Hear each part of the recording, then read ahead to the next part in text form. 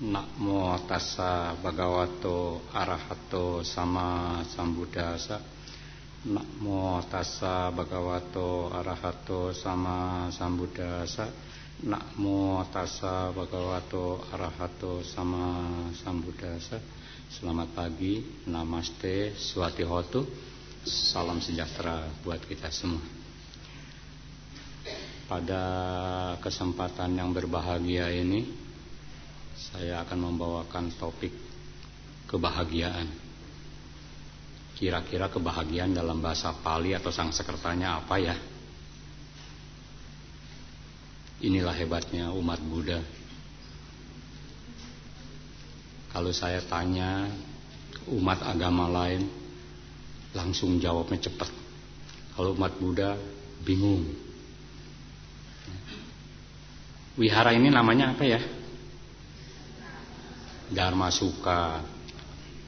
Terdiri dari dua kata, dharma dan sukha. Tata bahasa Sangsekerta dengan bahasa Indonesia terbalik cara menggunakannya, ya. Kalau di bahasa Sangsekerta hitam kucing, kalau di kita kucing hitam. Jadi terbalik ya. Sama kayak bahasa Inggris, black cat, kalau kita terbalik, cat black. Jadi yang diterangkannya di depan, yang menerangkannya di belakang. Tapi kalau Dharma Sukha, karena pakai bahasa Sangsekerta dia, ya, dia pakai terbalik. Yang menerangkannya di depan, yang diterangkannya di belakang. Jadi Dharma Sukha adalah kebahagiaan di dalam Dharma. Hebat ya. Kenapa? Selama ini orang, umat Buddha juga masih banyak yang bingung. Ajaran agama Buddha mengajarkan kebahagiaan, dan kita juga cari kebahagiaan. Siapa sih yang mau cari susah? Tapi kok yang diajarkannya oleh Buddha sebagai satu kebenaran adalah duka, lawannya dari kata suka. Makanya banyak orang bilang, udahlah jangan masuk agama Buddha. Ngajarinnya yang pesimis. Saya nggak duka kok. Mobil saya lebih dari satu. Rumah saya lebih dari satu. Kok dukanya dari mana? Ya karena banyak di antara kita terjebak oleh satu terjemahan kata dari kata duka, diterjemahkan cuma melulu penderitaan. Padahal kata duka bukan berarti penderitaan, tapi penderitaan adalah duka. Susah ya bedainnya ya. Kata-kata bikin pusing. Sekali lagi, duka tidak melulu berarti penderitaan. Umat wihara Dharma Sukha tidak melulu cewek, ada cowoknya kok. Ya. Tapi cowok dan cewek belum tentu umat wihara Dharma Sukha. Bisa ya, ngerti ya? Jadi jangan dicampur adukan. Duka bisa diterjemahkan penderitaan, tapi penderitaan tidak mencakup arti duka secara menyeluruh. Kata duka yang sesungguhnya adalah menanggung beban, menganggap sesuatu karena kedunguan, karena kebodohan kita, apa yang kita anggap bahagia sebetulnya tidak. Contoh, banyak ketika orang hidup single, maaf yang single, jangan bersedih. Wah, saya akan berbahagia nanti kalau udah punya pacar. Itu ketika belum punya lo. Begitu punya, enakan lu yang single. Mau kemana gak ada yang larang. Mau pergi sore, pulang pagi, gak ada yang larang. Saya telat SMS aja dicurigainnya macem-macem. Jadi apa yang kita harapkan bahagia, ternyata pada saatnya nanti bukan kebahagiaan. Aduh, orang bilang lu mahomnya punya istri cantik, selebritis mana juga kalah. Ya, biasalah. Tetangga lebih tahu kebun siapa yang lebih bagus. Kenapa? Kebun sendiri nggak pernah dirawat kok. Apalagi kebun rumah saya. Wah, capek deh. Dirawat sebentar lagi hancur. Banyak kambing-kambing kepala hitam. Ya. Kemarin juga baru sengaja tanemin singkong. Udah didudut, udah dicabutin daunnya. Ya, begitulah anicca. Ketika orang berpasangan punya istri yang cantik, orang bilang homnya. Tapi yang ngalamin, enak aja lu homnya. Gaji lu berapa sebulan? Captiau, jangan cari yang cantik. Captiau buat beli kosmetiknya aja gak cukup. Buat beli bajunya aja gak cukup. Kurang kosmetik, kurang dandanan, gak beda sama yang di sebelah juga. Cantik, ya lebih cantik dikit. Cantiknya karena dipoles. Ya. Nanti ada orang gak punya anak, susah. Banyak orang mau tolongin dong. Ya kalau aku jadi suami Anda sih cepet jadinya. Pengalaman udah puluhan tahun, masa sih gak bisa-bisa aja. Ya. Ternyata gak semudah itu. Karena banyak faktor. Orang cuma tahunya satu faktor. Celakanya pengen punya anak, dicarinya lah bukan secara medis, tapi yang non medis. Tanyanya ke suhu, jampein mantra supaya gue cepet punya anak. Ya kalau mantra bisa bikin punya anak, mantra juga bisa bikin anti kontrasepsi. Jangan punya anak. Ngapain KB pakai sarung? Ngapain KB pakai pel? Ngapain KB pakai spiral? Pakai mantra. Nggak jadi lu. Nah. Ternyata nggak semudah itu. Ya, banyak faktor. Spermanya bagus, sel telurnya bagus. Begitu ketemu, dia nggak jadi apa-apa. Istilah bahasa Sunda, aya jeung lumpat, jeung nyepak. Ada untuk lari, nggak ada untuk menendang. Tenaganya nggak kuat. Berenangnya lihai itu sperma. Wah, sampai dia. Tapi begitu sampai dia gugur. Masih bodoh. Mesti belajar dulu supaya lulus. Kalau ada sekolahnya. Celakanya nggak ada sekolah. Kalau cari ilmunya, tanya kepada orang. Ya. Mau nanya kepada pakarnya, fee-nya mahal. Nggak jadi kenapa? Nanya gitu aja masa mesti bayar. Ya itulah kita mau cari yang gratis. Sekarang kalau mau yang cari yang gratis, tanya sama satu pakar yang luar biasa, Mr. Google, pasti dia kasih tahu. Tapi dampaknya akan serius kalau Anda mencari-cari sendiri. Kenapa?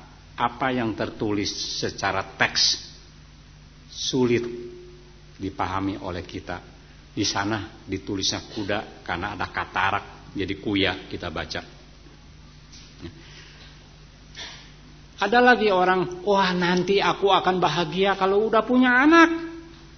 Berbahagialah dia yang bercita-cita seperti itu. Ketika anaknya lahir, wah bahagianya luar biasa. Dan sakit hatilah sang istri. Kenapa? Suaminya begitu tahu istrinya melahirkan, dia langsung tanya, cewek apa cowok? Kalau dibilang cowok, wah besok kita pesta. Kalau cewek, ih lu mah goblok. Mudah-mudahan tidak terjadi pada Anda. Jangan kata-kata goblok. Ya. Yang ditanyanya aja juga bukan kesehatan istri yang pertama. Ya. Yang ditanya anak. Tanya dulu dong yang melahirkannya. Pengen gak? Selamat gak? Atau kalau perlu sambil guyon, enak gak sih melahirkan? Paling jawabnya, lu aja rasain. Enaknya melahirkan. Pernah sakit sembelit, mau keluar, nya keras. Mau melahirkan lebih susah dari itu. Jadi jangan bilang enak. Tapi satu keanehan. Udah tahu nggak enak, mau melahirkan lagi. Itu keajaiban. Kenapa? Kebahagiaan itu susah diceritain. Seorang ibu yang sedang berjuang mati-matian, sakitnya minta ampun. Ya. Kalau yang agak cengeng, sumpah serapahnya keluar, mantranya keluar yang aneh-aneh, bisa makin lakinya nggak karuan. Lu mah enak di rumah molor melulu, gua sakitnya setengah mati. Ya. Tapi begitu dengar jerit tangis bayinya, lunas semua rasa sakit. Aneh. Nggak percaya tanya yang sudah melahirkan. Betul nggak? Makanya mereka nggak pernah kapok.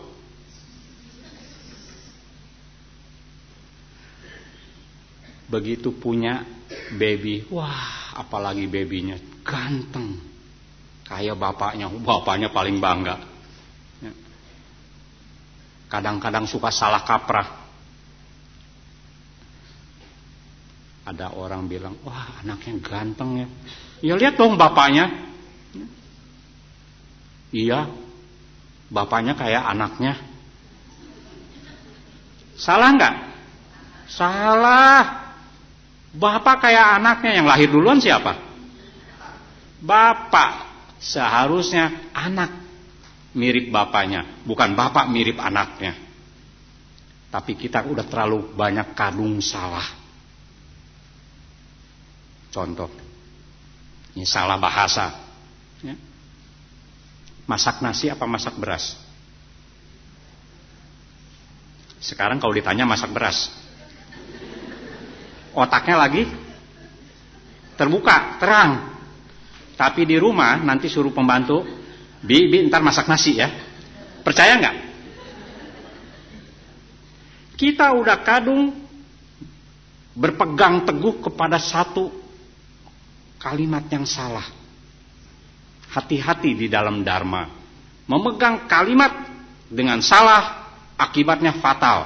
Kalau masak nasi, ya cincai-cincai lah, yang penting mah jadi nasi gitu. Nggak ada orang masak nasi, yang ada masak beras. Tapi inilah ada kekeliruan pandangan. Contoh lain, ya. Ketika diajak ke wihara Dharma Suka, yuk ke wihara, peduli amat. Betul nggak kata-kata itu? Kata peduli artinya care. Ya, mau tahu urusan, mau bantu, mau apa care lah, peduli. Tapi jadi peduli amat. Peduli amat artinya sangat-sangat peduli. Jadi kalau orang ajak langsung direspon, hayu berangkat. Kalau ini peduli amat artinya nggak ambil pusing, nggak mau peduli. Salah nggak bahasa? Tapi jadi benar. Ada orang Palembang di sini, ada saya lihat beberapa orang. Udah senyum. Kate artinya apa? Nggak ada. Tapi orang Palembang di sini sering bilang nggak kate. Maksudnya nggak ada. Kate sendiri sudah menyatakan nggak ada. Tapi dia begitu ngomong nggak ada, dia bilang nggak kate. Salah nggak? Banyak keliru. Hati-hati dengan dharma kalau keliru. Ya, akibatnya fatal. Makanya kebahagiaan jangan diterjemahkan sepihak menurut pendapat kita. Banyak orang hidup single, gua mah nggak pernah bahagia. Orang lain bergandengan, gua cemburu, gua jelus, ya, benci. Kadang-kadang keluar kata-kata, mending pacarnya bagus, intimnya kayak apa, malu-maluin. Keluar dari hati yang jelus. Ya? Justru kejelusan ini yang membuat batinnya tidak bahagia.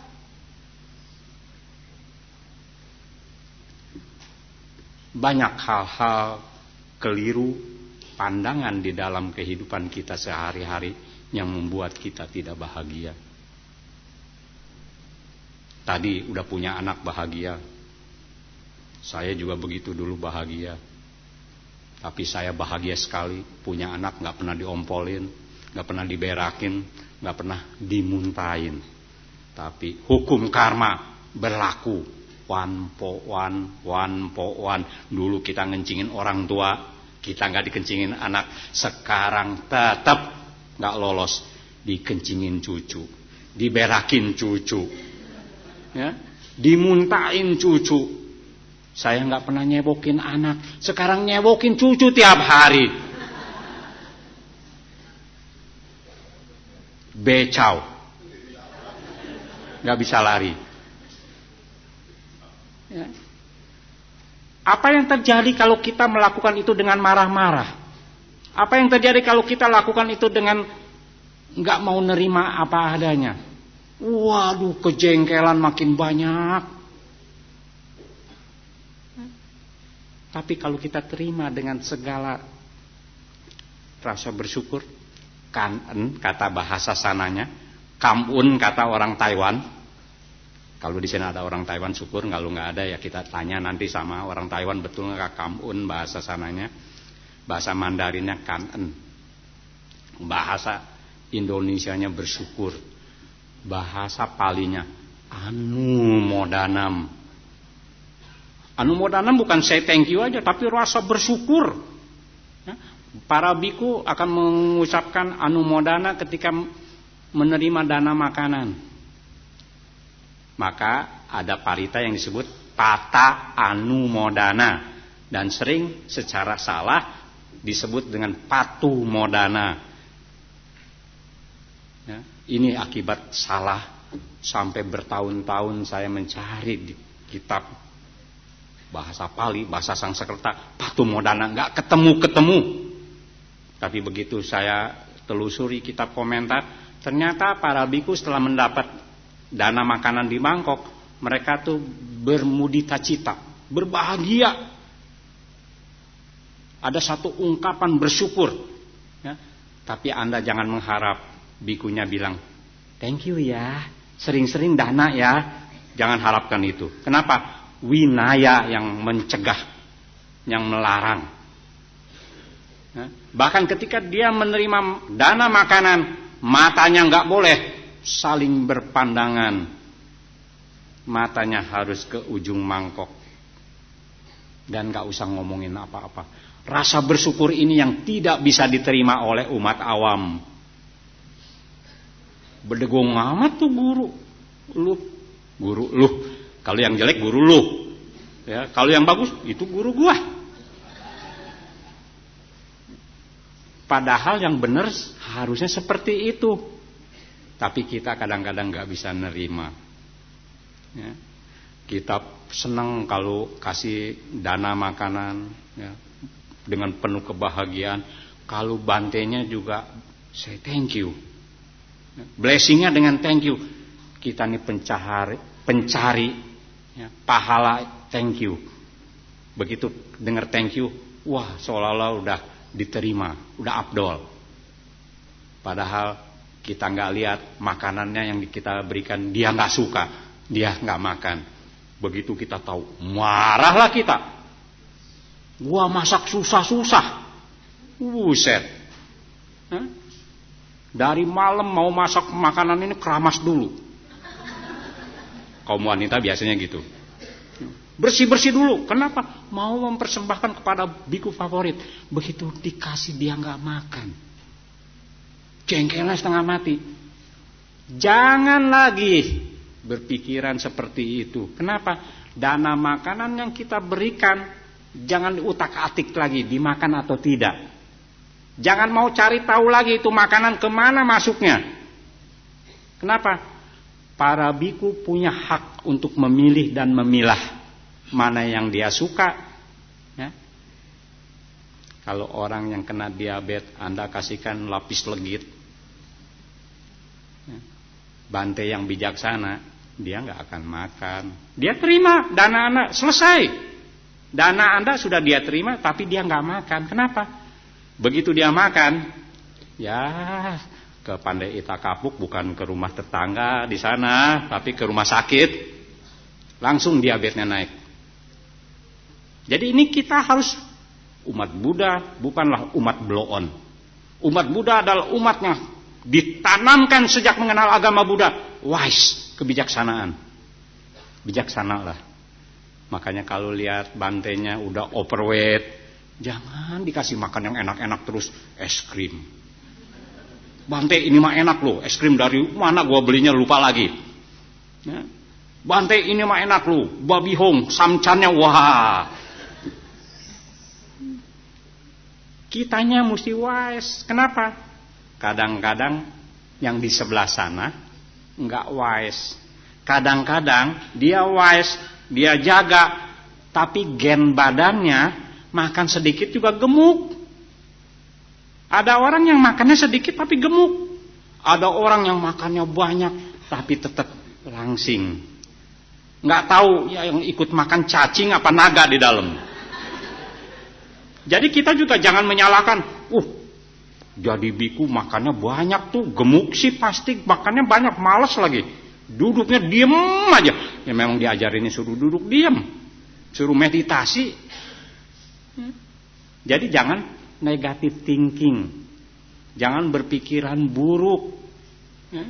Nanti kalau Anda sudah batas umur 50-an baru tahu, makan sedikit over saja langsung bengkak.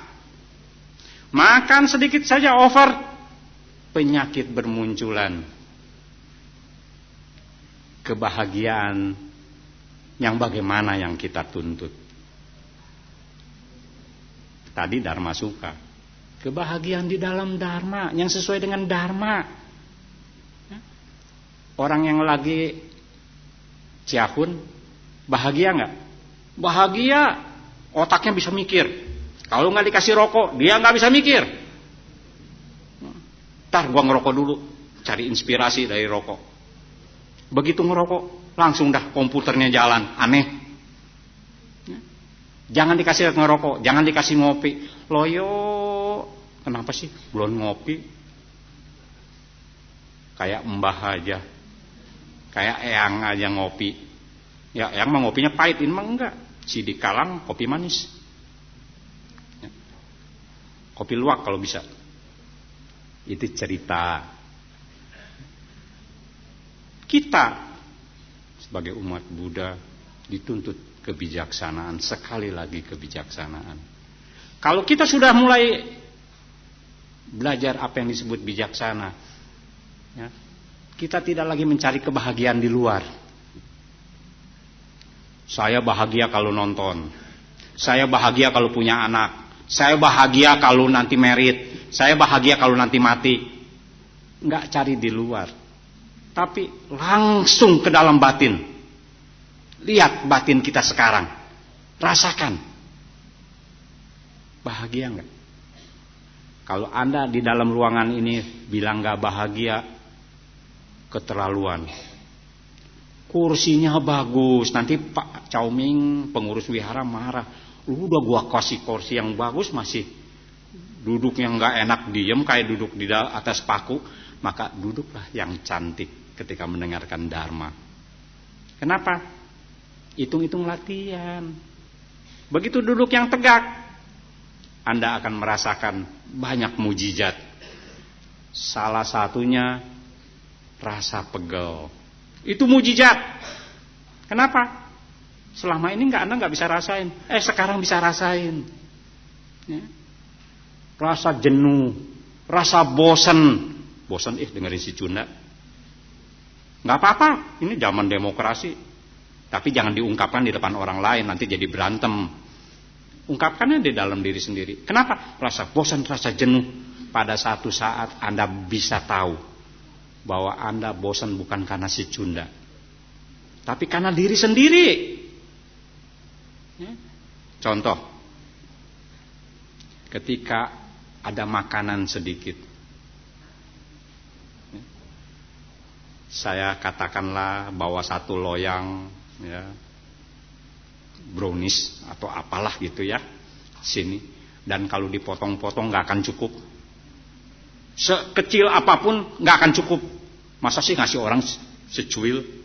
Ya, nggak akan cukup. Oke, diumumkan kepada Anda, siapa yang mau silahkan ambil. Apa yang terjadi? Jangankan yang sehat, jangankan yang suka, yang nggak suka dan yang nggak sehat, ya, kalau makan kue itu bakal diabetesnya tinggi, lupa. Berebut.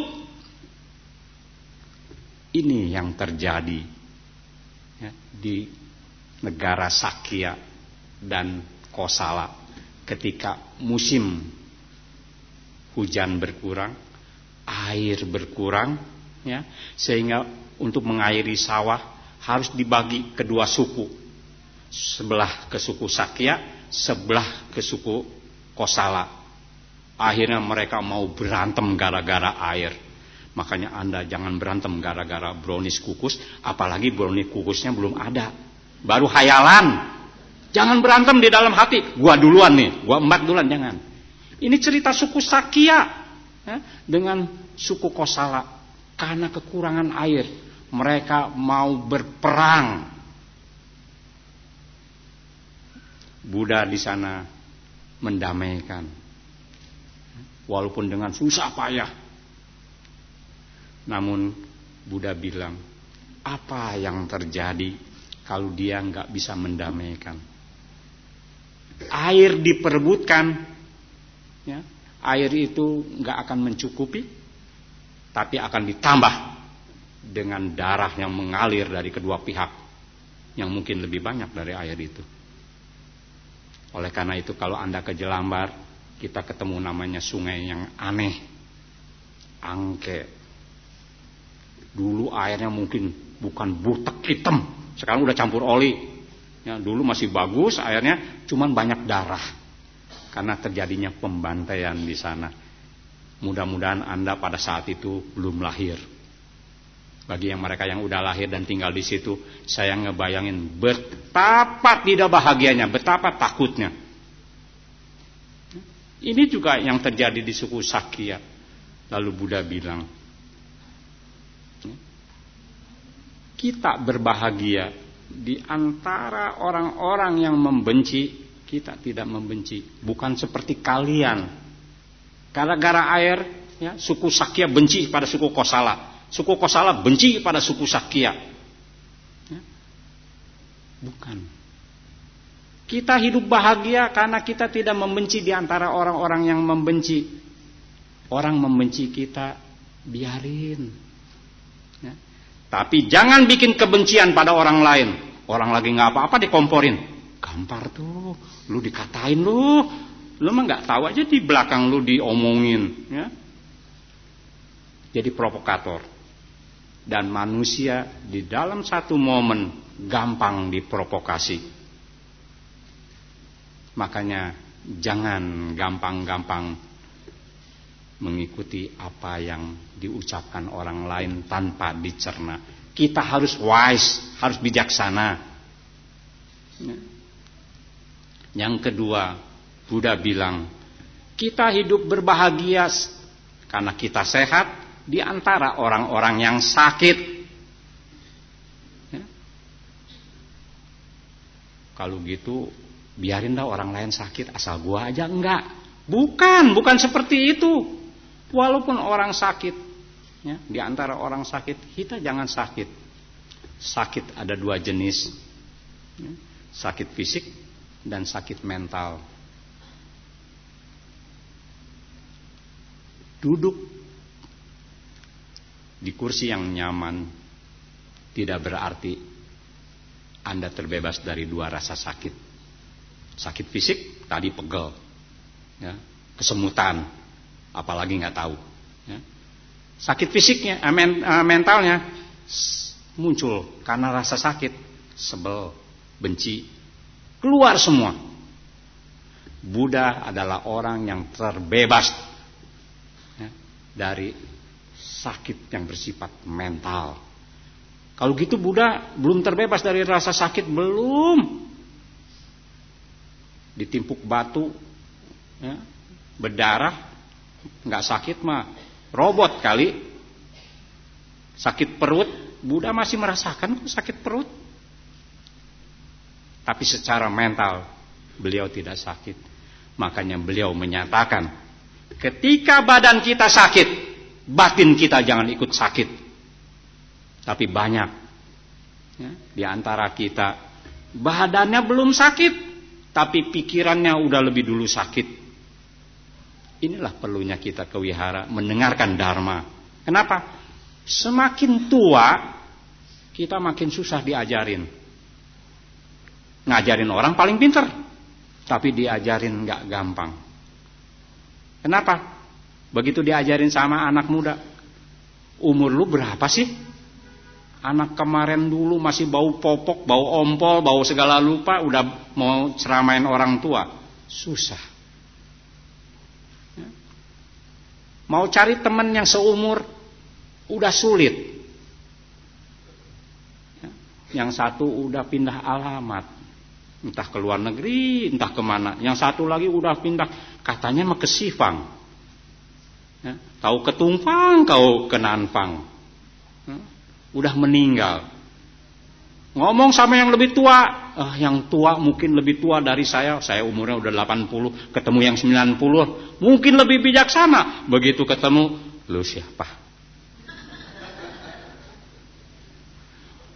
Kok cek, saya tuh kan keponakan encek, keponakan om. Lu anak siapa? Maaf ya, saya baru kemarin ketemu mama lagi dalam kondisi yang begitu ditanya, diem aja. Ya besok lusa kita juga ngalamin yang seperti ini. Makanya sekarang selagi gagah, makanya orang bilang gagah nih ye. Iya dong, masih gagah, masih bisa ke Dharma Suka. Kalau orang udah sulit ke Dharma Suka, udah kurang gagahnya. Makanya Anda biar rajin ke Dharma Suka ya. Lalu satu Dharma Duta, bukan Dharma Duta, Dewa Duta sudah muncul di depan mata kita. Orang tua sakit. Belum Dewa Duta yang ketiga mati datang. Ini adalah warning, peringatan buat kita supaya kita siap-siap. Bukan nanti nakut-nakutin. Tua apakah nungguin nanti? Enggak, sekarang juga sedang terjadi. Kata tua lapuk di dalam agama Buddha bukan berarti umurnya tambah, bukan. Setiap detik, setiap saat terjadi pelapukan tubuh jasmani kita. Enggak percaya? Jangan sekarang, nanti dicoba gosok. Ada dakinya enggak? Kalau ada dakinya dikumpulin, bikin yowan, obat kuat. Ya. Kenapa?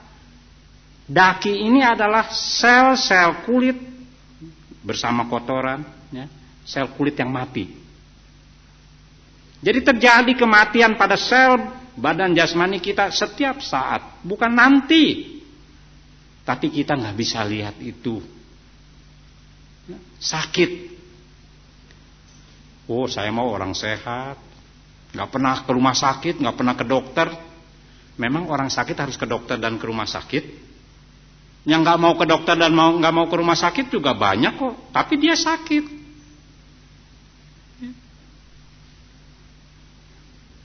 Baru kena angin mamiri sedikit aja, belum tsunami datang, udah pilek. Baru kegerimisan sedikit aja, udah pusing kepalanya. Daya tahannya nggak ada. Sekarang bagaimana kita menciptakan daya tahan? Kebahagiaanlah daya tahan kita. Terima segala keadaan. Kalau kita udah gak kuat, hujan-hujanan, buat apa itu pabrik susah-susah bikin payung? Pakai payung. Pagi itu pakai payung. Mau malu atuh laki-laki pakai payung, ya. Siang-siang hujan enggak, nanti orang bilang, lu mah udah mulai pikun. Ya kalau malu pakai payung, pakai benda lain. Topi. pakai caping. Begitu pakai model koboi, orang tanya, cek keluar dari Damasuka apa keluar dari studio, cek main film kalian, cek ya. Ya biarin aja orang komentarin apa juga. Dia bukan kita, kita bukan dia. Kenapa soang lehernya panjang? Nggak dibikin pendek aja? Kenapa ceker ayam nggak berselaput seperti bebek? Masing-masing punya bagiannya sendiri-sendiri. Jadilah kita apa adanya. Kalau kita nggak mampu kena panas, ya mau diapain lagi, ya. Jangan gara-gara panas ke wihara enggak. Apa yang terjadi? Gara-gara nggak tahan panas, Anda nggak ke wihara, belajar dharmanya kurang. Padahal di wihara tempat kita belajar dharma, berbagi dharma.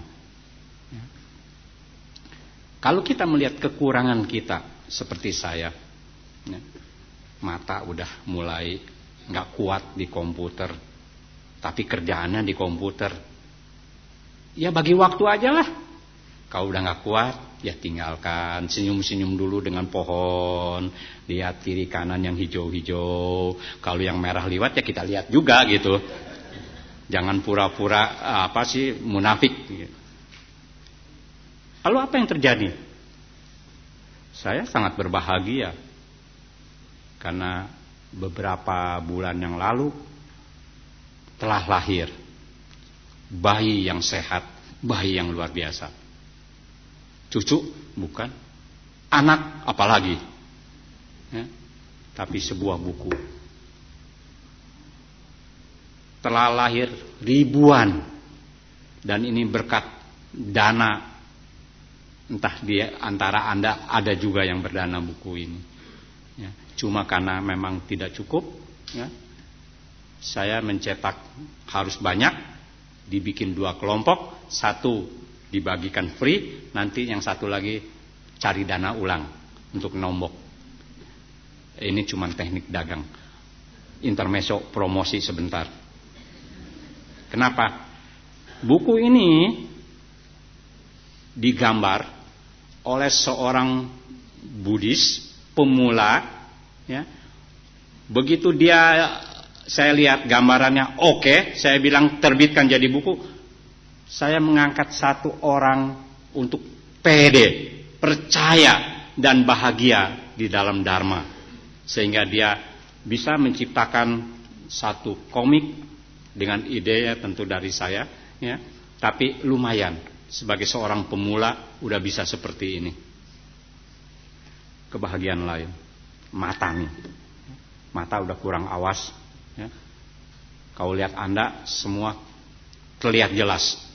Jelas apanya? Guremnya. Ya.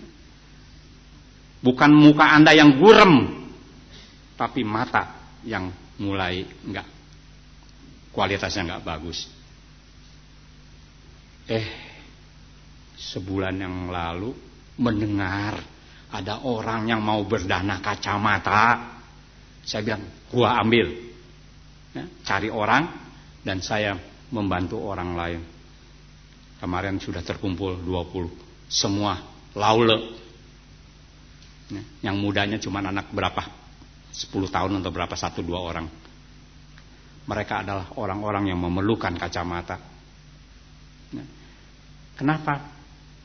Buat orang normal, jangan laga-lagaan pakai kacamata. Walaupun tambah cantik, beban. Tapi buat orang yang matanya nggak bagus, jangan malu pakai kacamata, karena perlu. Tadi perlu topi, sekarang perlu kacamata. Kenapa? Jangan mau baca, apalagi bon utang, terbalik-terbalik lah begini. Matanya udah nggak jelas, mana yang atas, mana yang bawah udah nggak tahu. Betapa bahagianya ketika orang yang dalam kesulitan, ya, melihat untuk beli nggak punya, tiba-tiba ada seorang donatur yang memberikan, dan saya sebagai orang yang bermudita cita ikut bergembira. Saya nggak berdana, cuma nyalurkan dananya.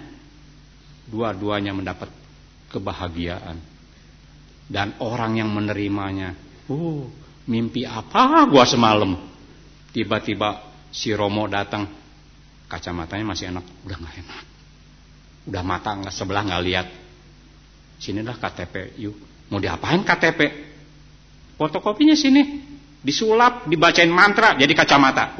Hebat, makin sakti. Inilah kebahagiaan yang harus kita bagikan ke setiap orang. Ya. Dan hidup di dalam Dharma, kebahagiaan di dalam Dharma tidak terlalu sulit. Mudah kok, enjoy kok. Ya. Jadi kalau kita mau membangkitkan kebenaran, bangkitlah kebenaran yang berdasarkan Dharma, bukan yang adharma. Jangan orang lagi ngisep makan obat-obat terlarang, narkoba, dia mah bahagia, saya bermudita-cita, dia lihat dia bahagia. Karena sebelumnya dia sakau, seperti orang gila. Tapi begitu dia makan, dia tenang, dia bisa ketawa, saya senang, dia bahagia. Itu yang bukan kebahagiaan yang sesuai dengan Dharma. Ngerti ya? Jadi kita harus bisa membedakan kebahagiaan yang berdasarkan Dharma akan membuat kehidupan kita penuh makna buat orang lain, penuh manfaat buat orang lain. Nah, saudara-saudara sekalian, tadi Buddha bilang hidup bahagia di antara orang-orang yang membenci kita, enggak benci. Kita hidup sehat di antara orang-orang yang sakit.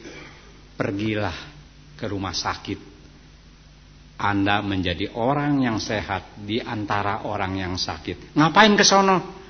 Ikut pelayanan sosial, ikut pelayanan kasih, hibur saudara-saudara kita ya, yang sedang menghadapi maut.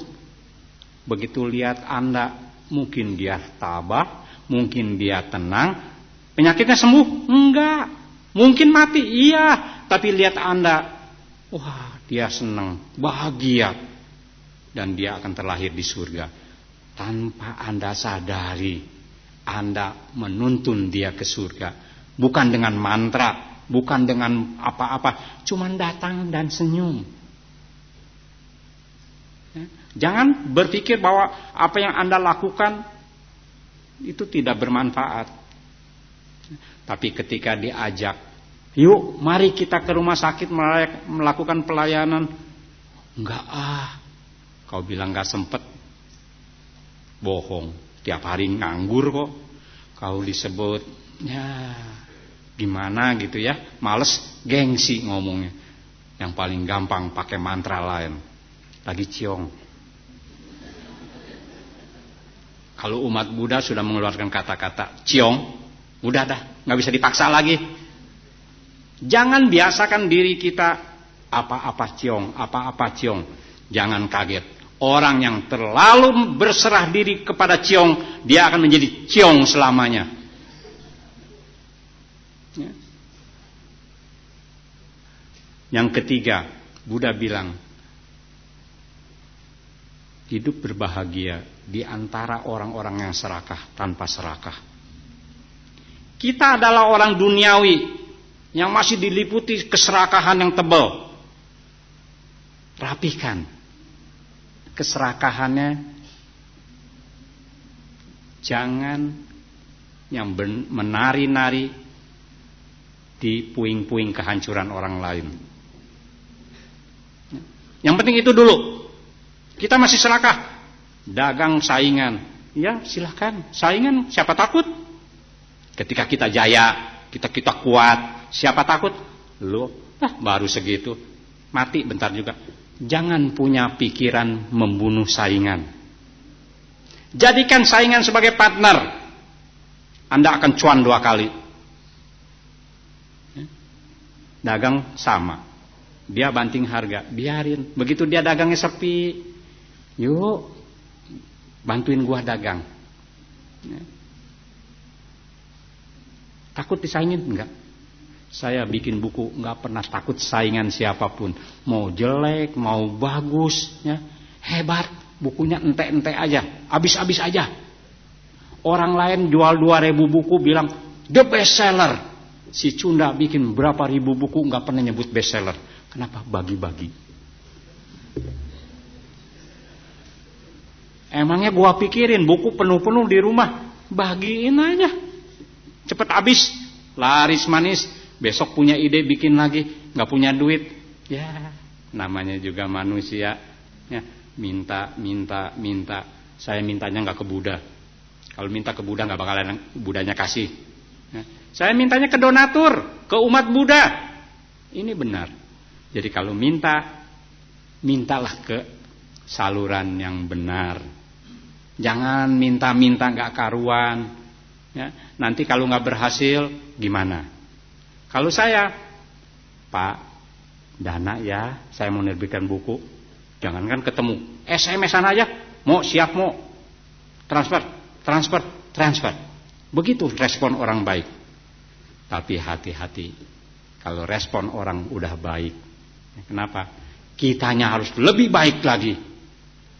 Jangan begitu orang percaya sama kitanya nggak karuan, lama-lama nggak dipercaya. Kepercayaan ini adalah saudara yang paling dekat buat kita. Bisa dipercaya orang adalah sesuatu berkah. Maaf ya, untuk bikin buku ini aja ada orang yang berdana. Gak banyak, saya gak mau sebutin berapa dan gak mau, ini cuma kasus saja. Sebentar-bentar SMS, mau bukunya udah jadi belum? Mau kapan terbit? Buset, saya bilang bikin buku bukan kayak bikin pisang gorengnya, hari ini jadi, nggak bisa. Udah jadi di tangan saya juga masih diperiksa-periksa. Udah diperiksa sama saya, kasih teman, coba lu lihat lagi bagusnya. Ya, kenapa? Begitu naik cetak, berapa puluh juta duit hilang kalau jelek. Jangan sampai terjadi seperti itu. Nggak sabarannya minta ampun. Ya, udah gitu. Ya nggak apa-apa, nanti kalau udah jadi gua minta 3. Enak aja.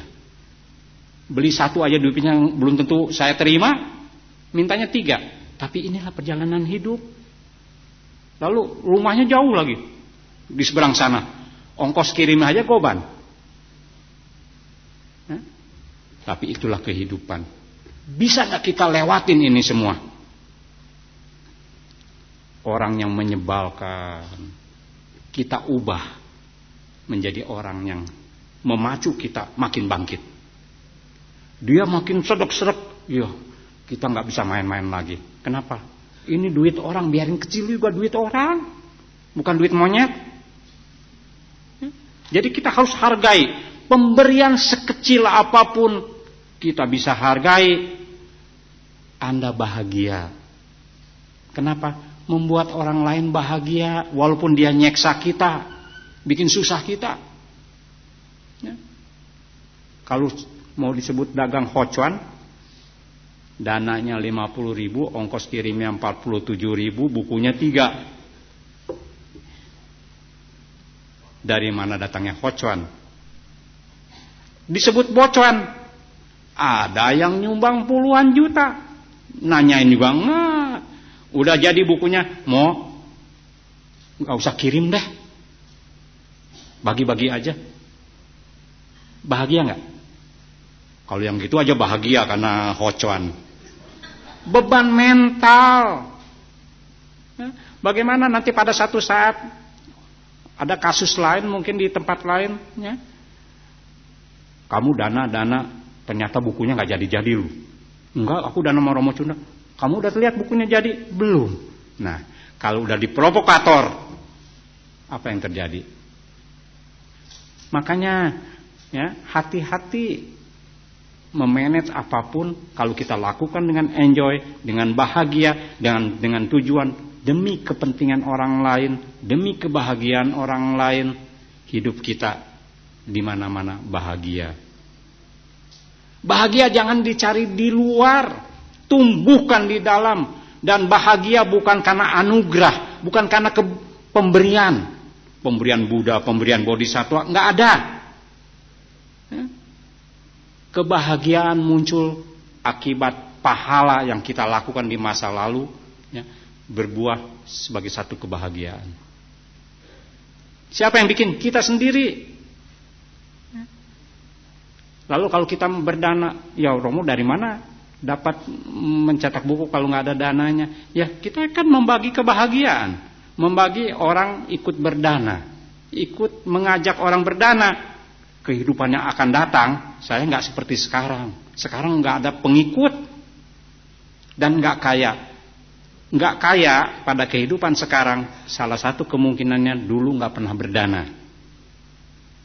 Nggak punya pengikut, salah satunya, Anda nggak pernah ngajak orang lain berbuat baik. Sekarang saya banyak mengajak orang berbuat baik. Mudah-mudahan, di tahun sekian, abad sekian, alam sekian, saya jadi presiden. Kalau saya sekarang mencalonkan, siapa yang mau dukung? Semisalnya umat wihara ini mendukung saya semua, nggak kuat, nggak kuat. Jadi kita harus tahu diri. Kalau jadi bebek, jadilah bebek. Jangan punya pikiran, pengen kayak jerapah, lehernya panjang, supaya ngalahin soang. Soang lehernya panjang, bebek pengen punya leher seperti leher jerapah, yang lebih panjang lagi. Begitu dikasih, baru dia nyahu, baru dia tahu betapa tidak bahagianya ada bagian-bagian yang abnormal di tubuh kita. Anda bayangkan kalau kaki Anda panjangnya 2 meter, masuk ke wihara ini aja susah. Duduk di depan, ngalangin yang di belakang diprotes. Jadilah manusia yang normal. Kenapa? Untuk jadi manusia yang normal nggak gampang. Kenapa? Kebanyakan orang jadi abnormal. Kebanyakan orang jadi paranormal. Pilihannya 2, paranormal atau abnormal. Yang orang mau jadi normal, nggak ada yang mau. Tapi kalau Anda sudah menjadi orang yang wajar, yang normal, sebagaimana adanya, sebetulnya Anda lebih tinggi dari yang paranormal. Lebih tinggi dari yang abnormal udah pasti, tapi bahkan lebih tinggi dari yang paranormal. Sekali lagi kebahagiaan. Bikinlah suasana di rumah sendiri bahagia. Untuk membuat suasana rumah bahagia, di dalam dulu, batin kita dulu bahagia. Kalau kita belum tahu bahagia seperti apa, ya gimana mau bikin rumah tangga bahagia? Mau tahu bahagia? Saya sering kali, Anda mungkin udah bosan dengerinnya, tarik napas aja yang gampang. Bahagia enggak? Bahagia. Pengen tahu bahwa kita narik napas bahagia apa enggak? Pergi ke rumah sakit, ke ruang ICU, lihat banyak orang yang napasnya Senin Kemis tinggal nunggu Jumat. Baru tahu Anda betapa bahagianya. Anda bisa napas dengan lega, dengan bahagia. Barangkali itu yang bisa saya berikan pada hari ini, dan semoga berkenan, dan sisa waktu nanti kita gunakan untuk tanya jawab. Ada pertanyaan, bagaimana caranya bertahan dalam ketidakbahagiaan meskipun pikiran kita sudah berpikir positif?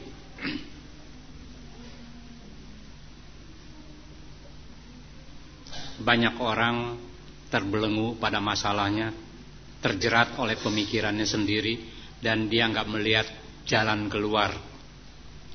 Maka Buddha adalah salah satu-satunya konselor, pembimbing yang luar biasa, yang memberikan banyak pemecahan masalah. Buddha cuma menunjukkan jalan, tapi kita yang harus menjalankannya. Di sini ajaran Buddha bukan ajaran simsalabim, orang berkeluh kesah asal percaya sembuh, enggak. Orang lagi susah dihibur, walaupun ngehiburnya mungkin dengan iming-iming, dengan apa? Tidak. Semua diajarkan dengan pandangan benar. Ketika kita merasa tidak bahagia, tanya sama diri sendiri, tidak bahagianya di mana? Soal apa? Ya. Oh, saya tidak bahagia kalau duduk di dapur. Jangan duduknya di dapur. Apalagi di atas kompornya. Cari tempat rumah sendiri, ya. Pada satu saat Anda akan merasa menemukan, kalau gua baca koran enaknya di pojok sono tuh. Kalau baca komik enaknya di sini. Kalau lagi ngitungin bon enaknya di sini. Nanti Anda menemukan ruangan-ruangan seperti itu. Kadang-kadang makan di meja makan nggak nyaman. Anda jongkok di pinggir kebun. Ya anggap aja lagi camping. Anda merasa nyaman. Makan tiba-tiba kok makanan nggak enak jadi enak. Semua kita ubah. Ya. Kenapa? Kita tuh punya mood. Ya. Bisa bad mood, bisa good mood. Kalau lagi bad mood, ya, bahasa kerennya, bahasa palingnya domanasa. Bad mood tuh, ya. Pikiran nggak nyaman, batin nggak nyaman, nggak senang. Domanasa. Do itu dari kata du, artinya buruk. Mana tuh pikiran, batin. Batin kita buruk.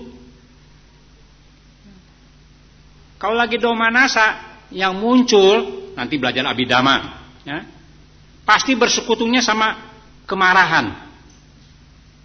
Begitu nggak senang aja, ya, marahnya muncul, walaupun masih kecil. Ya, bisa muncul sendiri, bisa karena ada ajakan orang dari luar. Ajakan dari orang tuh bukannya diajak begini, bukan. Ya, tiba-tiba si A yang kita nggak suka, udah nggak suka lihat mukanya. Dia ngeludah di depan kita. Tambah masalah. Padahal dia ngeludah bukan urusan yang benci sama kita. Dia malah lupa-lupa aja. Nggak tahu dia. Ya.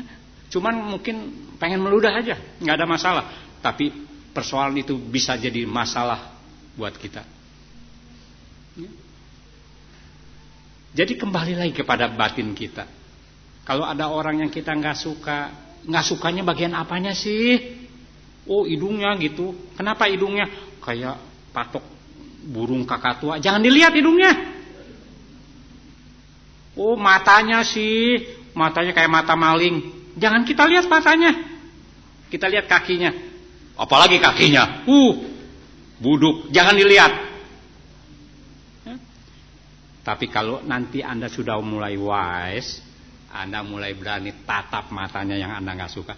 Apanya yang gua gak suka matanya? Jelek-jelek amat juga enggak kok. Makanya banyak orang pada satu saat siapapun dia akan jatuh, ya, dibandingkan dengan istrinya. Wanita ini lebih jelek dibandingkan suaminya. Suami ini, laki ini lebih jelek. Tapi pada saat itu menjadi lebih indah dari suami. Pada momen tertentu makanan yang kita sebut jorok, kotor, menjadi makanan yang paling nikmat buat kita. Nggak percaya, ikut saya. Diajak makan dimanapun nikmat. Orang lain lihat, aduh lihat cuci piringnya apalagi. Udah nggak jadi makan. Semua tergantung kita nantinya. Ya. Kalau saya sebagai seorang pengembara masih harus pilih-pilih, wah repot. Ya. Sebagai seorang pengembara harus bisa nerima makan di mana saja, kapan saja. Kalau Anda telat makan, perutnya rewel. Ya. Bukannya mulutnya yang bawel, perutnya rewel. Kalau udah perutnya rewel, mulutnya tambah bawel. Ingat, satu ketidakbahagiaan akan menimbulkan ketidakbahagiaan baru. Kalau kita terus-terusan seperti itu, hidup kita seolah-olah nggak ada kebahagiaan. Tapi begitu kita gagah, kita lihat apa yang disebut ketidakbahagiaan, biasa. Ya. Sakit gigi, biasa. Kalau kita nggak pernah sakit gigi, wah, dokter gigi nganggur semua, kesian. Ya. Kalau pengangguran di kelas bawah udah mulai ngemis, mulai ngancem-ngancem, apalagi kalau para sarjana nganggur. Lebih hebat lagi. Ya. Jadi kita sakit gigi, Kita teropong, kita lihat, kenapa kita bisa sakit gigi? Kita ajak dialog sama gigi. Lu gigi sakit kenapa? Si gigi bilang, emangnya gua mau sakit? Lu yang jorok gak pernah sikat gigi. Nah, ada jawaban. Wise. Di dalam meditasi, semua ketidakbahagiaan kita tonton, kita hadapi, bukan kita lari. Kita hadapi, kenapa sih gua gak bahagia? Begitu kita hadapi, ternyata kita yang bukan-bukan menginginkan sesuatu yang gak mungkin dicapai. Itu juga bikin tidak bahagia. Udah hidung ke dalam, pengen ke depan. Alis dikasih tebal, dicabutin. Udah botak, dicontreng-contreng. Manusia gak pernah puas. Inilah duka. Nah, ini yang harus kita perhatikan di dalam kehidupan sehari-hari. Kalau kita tenggelam terus seperti itu, kita akan selalu bilang, saya nih orang yang paling tidak bahagia. Kok begitu? Banyak loh. Sampai hari ini saya masih dikejar-kejar oleh orang yang pengen ketemu. SMS dibales, makin lama makin pusing saya. Kenapa? Nggak dibales gimana? Dibales nggak nyambung. Dia mah maunya saya datang kasih permen langsung sembuh. Nggak bisa. Saya bukan dukun. Walaupun terkenal sebagai raja dukun, tapi saya bukan dukun. Maksudnya bukan dukun sembarangan gitu. Ya. Jadi cobalah berpikiran. Tadi udah bilang udah berpikiran positif. Apa yang kita berpikir positif belum tentu positif loh. Apa yang kita pikir baik menurut kita belum tentu baik. Jadi apa yang kita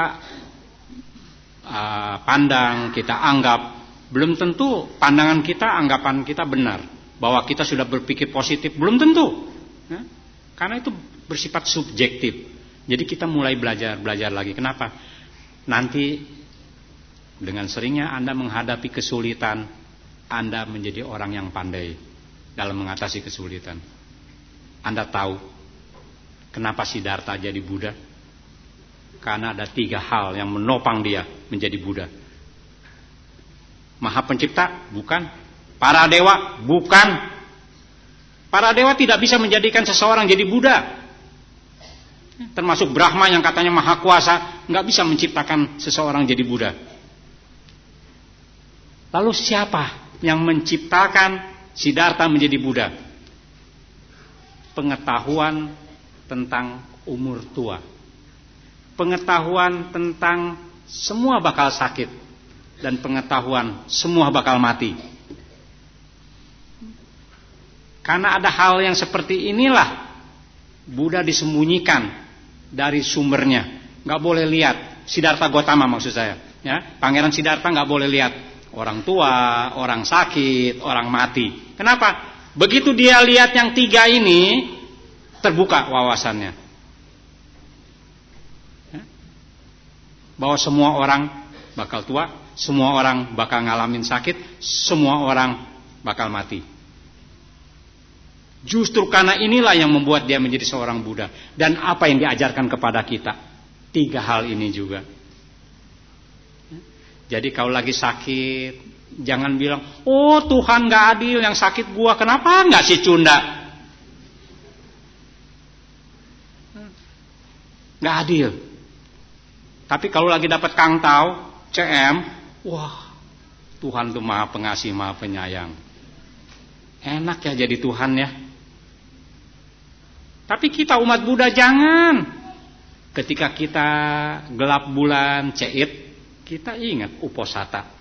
Ciacai lah, ya, atasila lah. Capgo, terang bulan, kita uposata lagi. Hebat agama Buddha. Ketika kita susah, kita tetap kanen, bersyukur. Dan kita tidak menjadi patah semangat, tidak patah hati. Tapi ketika kita purnama, kita kaya, kita jaya, kita enggak sombong. Kita tetap bersyukur. Nah, saudara-saudara sekalian, kalau Anda selalu menganggap apapun tidak bahagia, Apa yang anggap tidak bahagia untuk sementara Anda tinggalkan. Jangan dipusingin soal gitu. Anggap pekerjaan rumah yang tidak terselesaikan. Ya. Tapi adakan satu aktivitas baru. Bantu orang lain. Bantu membahagiakan orang lain. Apa yang terjadi? Kesulitan Anda kemungkinan lenyap sendiri atau mengecil. Itu tip dari saya. Sekali lagi, Anda jangan terikat kepada persoalan Anda yang seperti itu. Keluarlah. Ya, beraktivitaslah membantu demi kebahagiaan dan kepentingan orang lain. Lalu yang berikutnya, bagaimana caranya bertahan dalam ketidakbahagiaan? Contohnya, mana ini? Oh ini, hebat ya, tulisannya lain saya udah bisa baca, soalnya udah direkam tadi. Bagaimana caranya bahagia kalau dililit hutang? Masa depan jadi nggak pasti. Di dalam satu suta namanya Ina Suta, suta mengenai hutang. Kita sebagai orang ya, punya utang piutang, apalagi sebagai pedagang adalah hal yang wajar. Bagaimana kalau kita mau punya modal kalau nggak ada yang ngasih utang? Nah, yang menjadi persoalan adalah dililit hutang. Kita sebagai orang, terutama Buddhis, kalau lagi berhutang, ya, punya hutang, tahu dirilah. Kita ini orang miskin, ya, nggak punya duit sendiri, adanya utang. Daripada dililit hutang, lilit ikat pinggang lebih keras. Supaya pengeluaran nggak terlalu besar. Dan ada sebagian yang bisa dibayarkan ke hutang. Selama hutang bisa kita bayarkan, walaupun nggak pernah lunas. Kemarin utang 1 juta, dibayar lunas. Pinjem lagi 2 juta, dibayar lunas. Pinjem lagi 3 juta. Nggak selesai-selesai. Anda bukan seorang yang miskin lagi. Dan Anda bukan orang yang dililit hutang, tapi melilit dengan hutang. Kenapa? Begitu selesai Anda nggak mau selesaikan, pinjem lagi, ya punya kewajiban bayar lagi, lunas, pinjem lagi. Jadi bukan hutang yang melilit Anda, tapi Anda yang melilit hutang. Sadarkan ini. Ya, kalau sudah tidak perlu lagi hutang, ngapain utang? Teman saya, kalau saya mau ngajuin hutang ke bank, bertele-tele, ditanya borehnya apa, anggunannya apa, ada rumah gubuk. Wah, pinjemnya berapa? Ya, CM lah, rumah gubuk dijual, cepetiau juga nggak laku, nggak diterima. Tapi teman saya lagi duduk aja, lagi makan, tiba-tiba, bos, mau nggak tuh? Ada yang nganggur. Saya pikir yang nganggur apa itu? Berapa? Ya, cap M ada. Kalau mau ambil, enak ya. Orang kasih pinjam begitu cepat. Kenapa? Bonafit, dipercaya. Utang bayar, utang bayar, utang bayar. Jangan biarkan hutang melilit kita awalnya. Ya, kita harus bayar. Tapi kita jangan melilit pada hutang. 2 hal ini penting. Kenapa sih kalau orang dililit hutang nggak bahagia? Anda bayangkan, pagi aja melek mata mendengar suara ayam berkokok, bunyinya bukan kongkorongok, bukan kukuruyuk, bukan bayar lu hutang. Mau tidur dengar cecak, bukan. Ingat lu hutang. Orang yang berhutang susah merasa damai, ya. Pikirannya selalu ke sana. Tapi kalau kita sudah mulai utang, gua bayar kok. Kenapa mesti mengganggu pikiran? Ya. Yang utang bukannya pikiran. Kenapa mesti dipikirin terus? Dan Utang itu tetap terbayar. Ngapain dipikirin? Ngasih beban kepada pikiran sendiri. Bebaskan pikiran seperti itu. Selama kita dikasih utang sama orang, berbahagialah Anda. Kenapa? Bank masih percaya sama kita. Tapi bank sudah tidak percaya sama saya. Ditanya, Bapak penghasilannya berapa per bulan? Nggak ada. Nanti bayar utangnya gimana kalau nggak ada? Nggak percaya. Nggak percaya juga pantas. Kenapa? Kita nggak bonafit. Karena kita nggak bonafit, saya juga harus berbahagia. Ketika teman dapat hutang, saya nggak cemburu. Ketika teman dapat hutang, saya nggak jadi marah. Saya bilang, ya berbahagialah saya. Kenapa? Di dalam Inas Hutang disebutkan orang yang nggak berhutang itu adalah orang yang berbahagia. Jadi sebetulnya saya nggak punya hutang adalah orang yang berbahagia. Kenapa mesti pusingin hutang orang lain? Ya, jadi bagi mereka yang sedang dililit hutang, selama masih ada hope, selama masih ada harapan, selama masih ada perjuangan, hutang pasti terbayar. Tapi jangan sangkal, jangan sanggah bahwa Anda nggak berhutang kalau punya hutang. Yang penting bayar. Supaya bisa bayar hutang, daripada dililit hutang, lilit ikat pinggang lebih keras lagi. Maaf ya, Anda ini umat Buddha wise ya.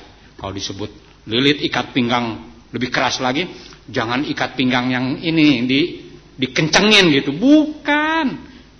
Kalau saya bilang kura-kura dalam perahu, tahu dong? Artinya pura-pura nggak tahu. Kalau bilang lilit ikat pinggang, maksudnya mulailah irit-irit hidup. Ya, jangan terlalu royal. Tapi mereka yang uangnya berlebih, janganlah terlalu irit-irit. Nanti pusing sendiri. Pak, Bapak kok makan di warung yang murah lagi ngirit? Padahal perut Anda sudah terbiasa makanan yang bersih, perut Anda sudah terbiasa makanan yang berkualitas, makan di pinggir jalan. Karena lagi ngirit, akibatnya fatal. Anda bisa sakit perut. Beda dengan perut saya, makan di mana juga popi pengan. Kalau nggak popi ya pengan lah salah satu. Ya. Tapi kalau lagi apes, sama pulang mencret. Oke, barangkali itu ya. Ini saya menebar angin menuai badai ini. Karena saya posting di Facebook, akibatnya saya ditanya lagi. Romo, ada berita di Malaysia, ada semacam satpam sangga untuk menertibkan biksu yang berkeliaran di pasar-pasar untuk meminta dana. Bagaimana kita menyikapinya? Itu Malaysia, Bung. Ya.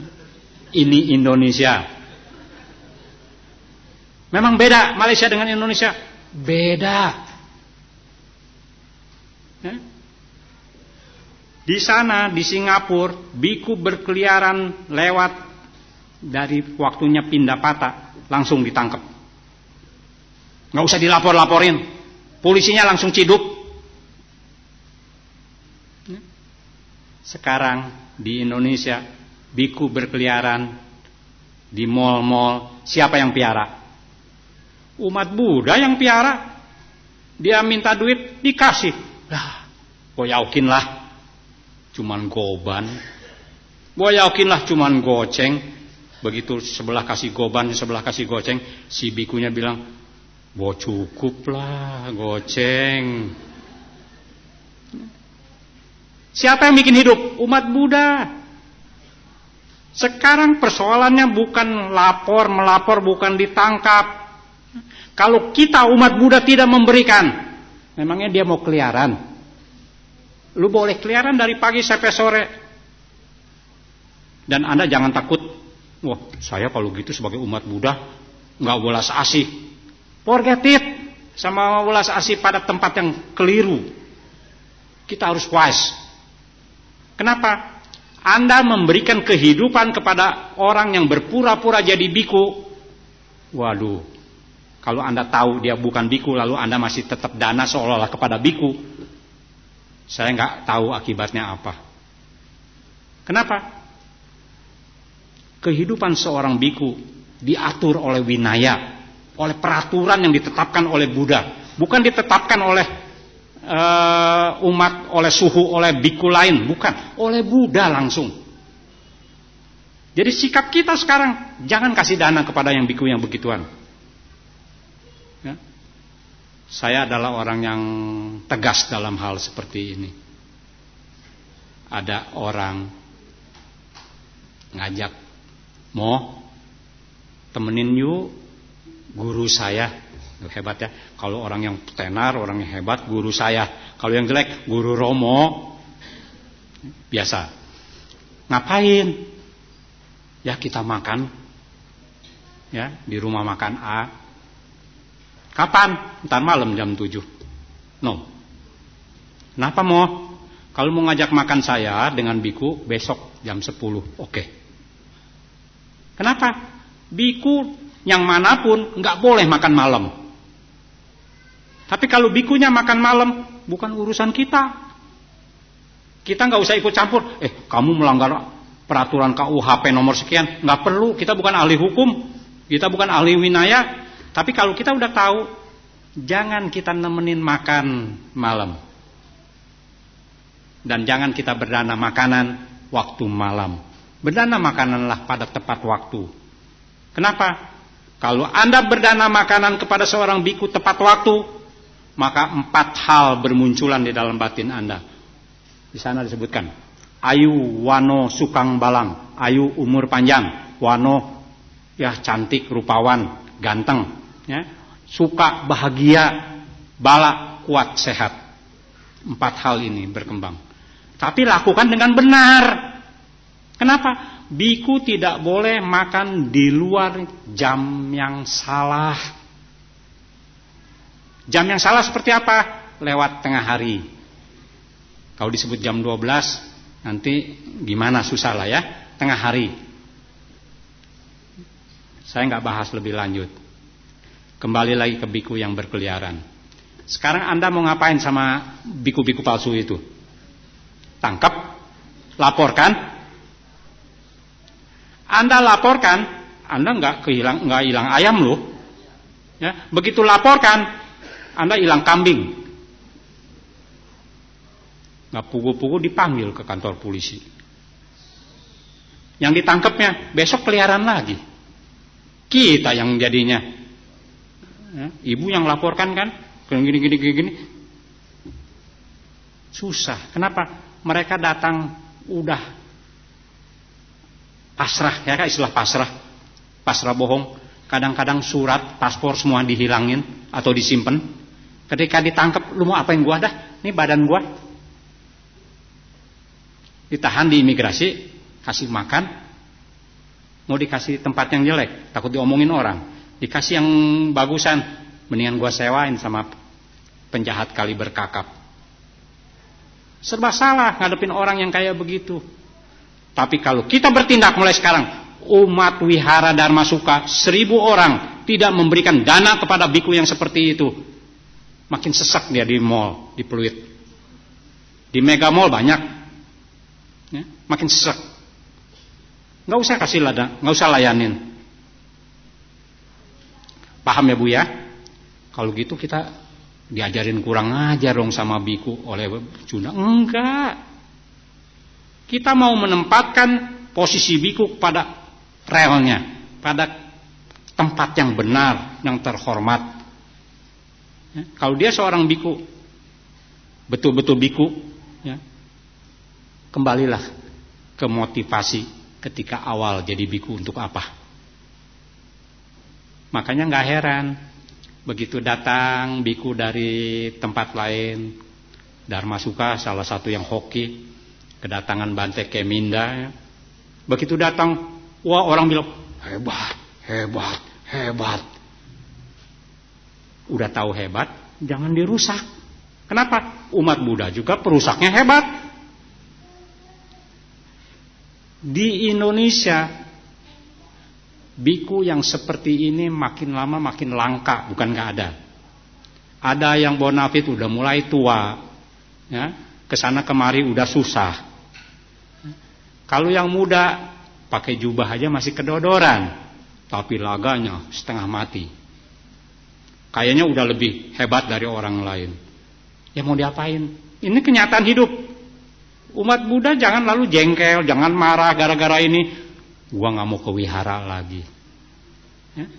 Ketidakbahagiaan kita melihat satu hal, jangan melebar, jangan mengeneralisir ke tempat lain. Justru kita makin belajar agama Buddha, makin melihat mana beras, mana gabah, mana batunya. Ya. Makin lama makin jelas, makin jelas, makin jelas. Kalau kita sudah melihat dia bukan biku yang baik, nggak usah kita hargai, nggak usah kita hormati, biarin aja. Tapi besok lusa dia berubah menjadi baik, baru kita hargai. Ya.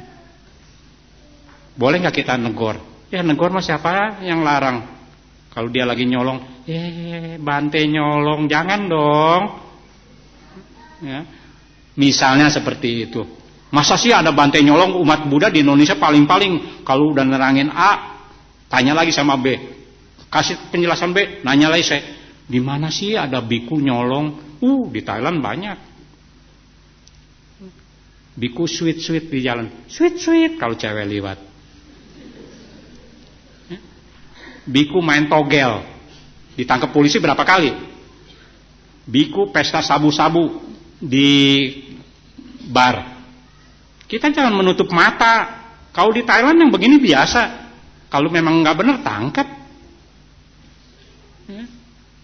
Nah, saudara-saudara sekalian, ada satu batasan kita sebagai upasaka, jangan terlalu mencampuri urusan biku. Tapi kalau dia sudah berhubungan dengan kita harus membatasi diri. Kita yang harus membatasi diri, bukan bikunya, kita. Kenapa? Banyak orang suka SMS-an sama Bante. Sampai jam 12 malam masih SMS-an. Ya, jangan. Walaupun urusannya penting, tunda besok.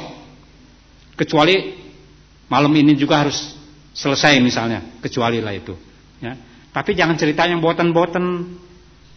Jadi kalau banyak biku-biku yang gagal, karena umatnya sih yang macam-macam. Ya. Jadi jangan salahkan mereka. Kenapa? Anda yang belum tahu betapa enaknya jadi biku, sekali-kali ikut latihan pabaja. Nanti Anda tahu. Anda bayangkan jadi biku bukan seperti seorang upasaka. Upasaka mau duduk, ya suka-suka. Kakinya mau diangkat sebelah, diangkat dua-duanya. Mau ke atas kakinya juga nggak ada yang larang. Asal jangan di depan orang banyak aja. Ya. Tapi kalau biku nggak boleh. Duduknya mesti rapi, nggak boleh terbuka lebar. Kenapa? Salah-salah manuknya ikut manggut-manggut. Ada kejadian seorang anak SMA, pabaja. Begitu dia duduk suka-suka, dia lupa bahwa dia nggak pakai CD. Manuknya kelihatan, stres. Kita jangan seperti itu, ya. Kalau kita udah pabaja, peraturannya beda. Untuk samanera ada 10. Kalau upasaka mah enak cuma 5. Gampang lagi ngapalinnya cepet. Ngapalinnya cepet, ngelanggarnya lebih cepet lagi. Ya. Samanera 10 plus 75 latihan. Latihannya macam-macam. Makan gak boleh ngomong. Makanya kalau lagi biku lagi makan, jangan suka diajakin ngomong. Kadang-kadang umatnya kepoh. Lagi makan, Bante enaknya tuh. Waduh, gua yang masak tuh. Jangan. Gak usah banyak komentar. Duduk diem jadi anak yang baik. Ya. Supaya apa? Bikunya gak melanggar sila. Karena biku banyak gak bolehnya. Ya. Hati-hati. Dan kita nggak tahu banyak. Biku lagi di kamar, di kuti, cewek masuk. Nggak apa-apa dong. Kan kita nggak ngapa-ngapain. Nggak boleh. Kitanya nggak apa-apa. Tapi si bikunya melanggar winaya. Nggak boleh berdua-duaan di tempat yang tersembunyi, di tempat yang bisa diduga dia macam-macam. Ya, jadi kitanya yang tahu diri. Makanya kaum wanita jangan masuk ke arena kuti biku. Tunggulah di ruang tamu. Kaum pria juga sama. Jangan masuk ke kutinya bikuni. Nanti timbul problem. Jangan. Kita jaga jarak. Ya. Dengan begitu kita akan makin berbahagia di dunia ini. Belajar agama Buddha adalah suatu berkah kebahagiaan. Lihat biku aja, Anda bisa tahu mana biku yang latihan, mana biku yang tidak. Lihat biku juga Anda bisa tahu mana biku yang betul-betul biku, yang mana bukan biku. Anda akan bisa lihat semuanya. Ya. Makanya begitu datang biku-biku yang baik, kita harus jaga, kita harus bangga. Kenapa? Mereka begitu luar biasa cara ngajarnya, menyampaikannya, mudah ditangkap orang. Padahal materi yang diajarkannya sangat berat. Ini kepiawaian, suatu kebanggaan buat saya. Saya merasa bangga kepada biku-biku muda yang seperti ini. Kenapa? Indonesia memerlukan biku-biku yang seperti ini. Ya. Sekali lagi, kita harus jaga supaya aset ini jangan jadi rusak. Barangkali itu cukup, nggak ada pertanyaan lain, Pak Busuki? Oke, kalau nggak ada, kita akan berbagi kebahagiaan. Saya akan berdoa untuk Anda. Saya cuma mengulang-ulang Hotute Manggalam.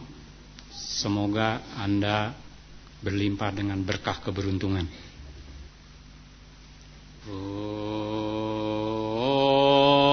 Hotute Manggalam, Hotute Manggalam, Hotute Manggalam, Hotute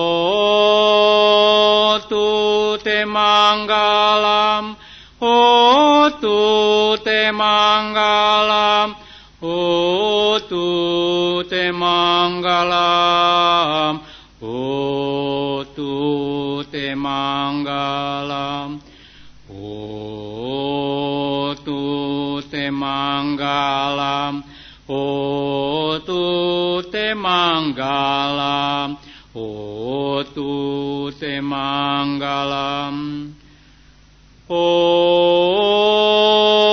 Hotute Manggalam, Hotute Manggalam, Hotute Manggalam, Hotute Manggalam, Hotute Manggalam, Hotute Manggalam, Hotute Manggalam.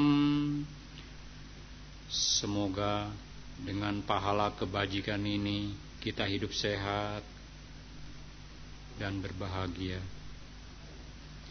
Semoga dengan kekuatan pahala kebajikan ini pula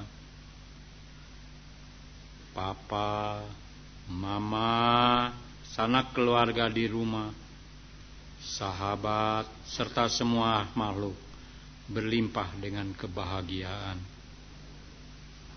Semoga mereka pun hidup sehat, kuat dan berbahagia. Sadu, sadu, sadu. Terima kasih. Selamat siang. Namaste, Swati Hotu.